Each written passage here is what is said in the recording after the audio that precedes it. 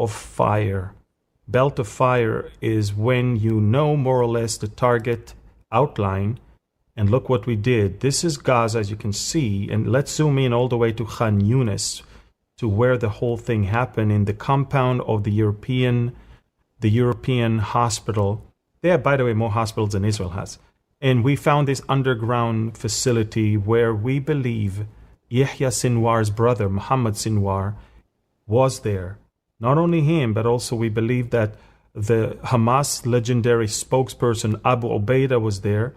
And as of an hour ago, we also have indications that Muhammad Shabana, the commander of the Rafah brigade, was there as well. So we're looking at Muhammad Sinwar, the most, I guess, horrific person. This guy was the mastermind behind October 7th. He was worse than his brother, Yahya Sinwar.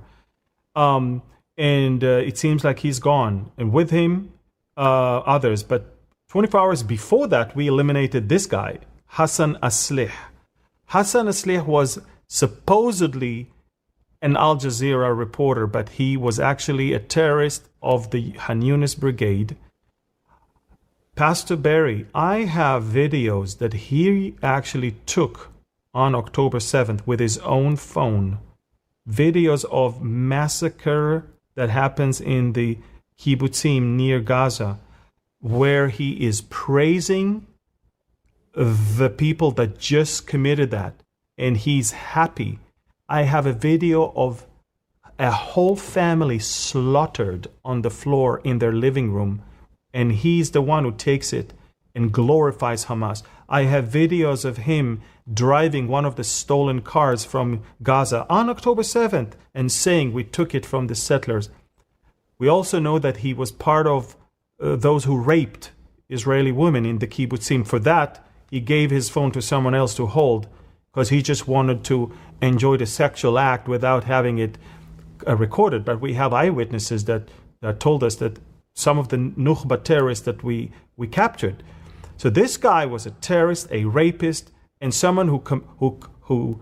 And by the way, this is the story of the reporters and the journalists in Gaza. They're all terrorists on the payroll of Hamas, spreading propaganda. So he was killed. He has almost 800,000 people following on Telegram. He was killed first. Then came the elimination in the same hospital compound of Muhammad Sinwar and all the gang. And now it's going to be easier to reach a deal to end the war, because he was the one who insisted, Muhammad Sinwar was the one who insisted on not giving up. Now, Pastor Barry, people need to understand that there's only two options on the table. And these are the options that people need to see, that the options are either they accept the Witkoff outline, or we go to the Gideon's Chariots operation. The Witkoff deal is very simple. Release right now 10 living hostages and half of the dead ones. And for 45 days, we're going to talk about how we can reach a final deal. But we still don't commit to end the war unless you guys, disarm and leave.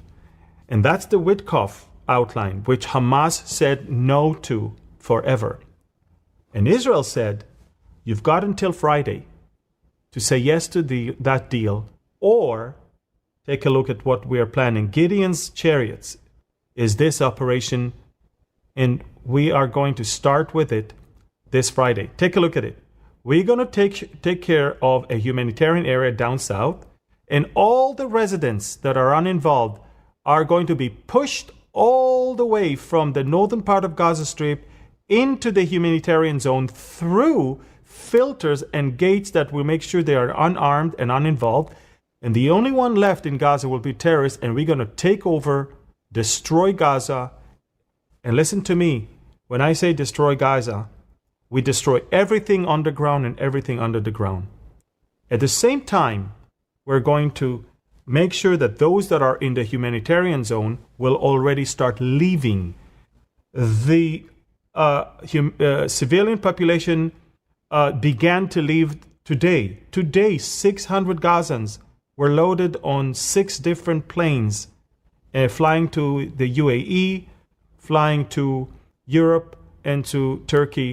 And many of them are actually without dual citizenship. That means they are part of this voluntarily displacement.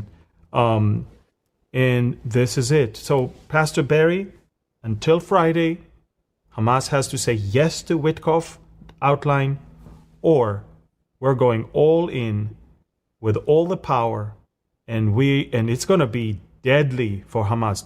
This is why they allowed Idan Alexander.